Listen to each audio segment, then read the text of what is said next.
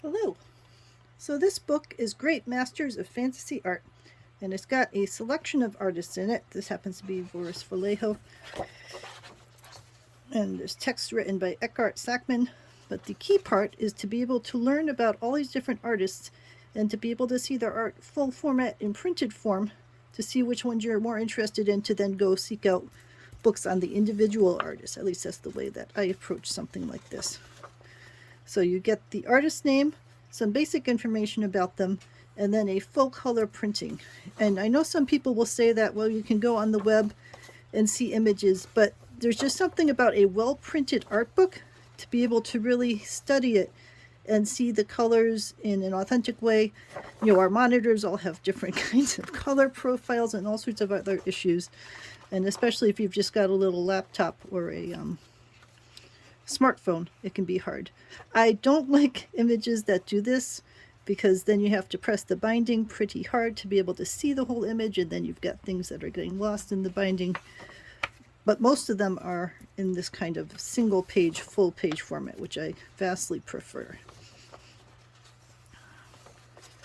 So sometimes I have blank pages as a result, but I'm all right with that.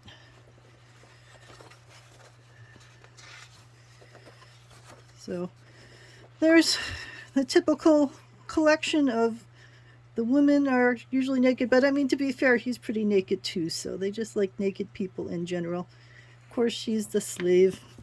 You know, Boris is Boris. That's just the way that he tended to do his art. And to be fair, that's the kind of art that people were asking him to do for their book covers and so on.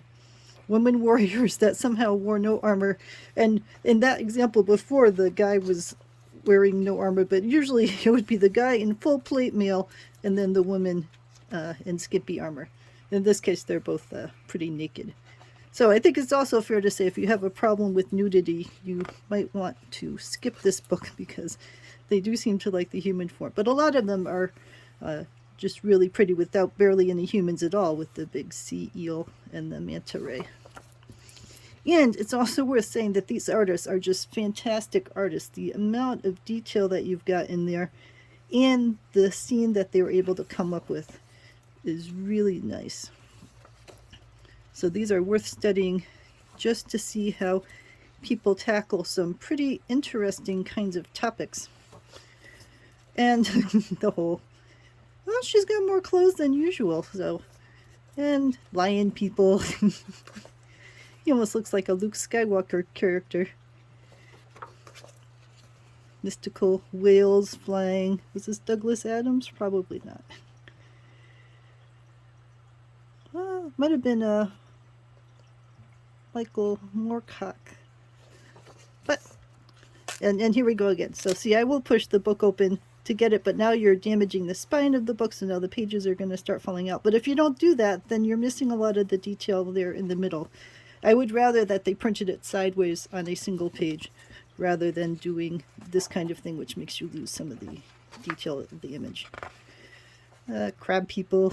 See, I love all the little details that you can see in here that you might not be able to see if you're looking at it on your smartphone or a tablet or something. If some of these are even available, you would think at this point that everything would be on the web, but there are still things that are only in print format. Hard to believe. I love this style. The style of art is just so pretty to me. And the intriguing, the use of perspective. There's all sorts of things to learn in here, even if you're not normally a fantasy artist. And if you are a fantasy artist, then looking at the range of different styles gives you a lot of information about ways to tackle a project. All right, so those are the artists featured in the book, Great Masters of Fantasy Art. So again, there's the table of contents, which hopefully you can see without too much glare. Let me know if you have any questions.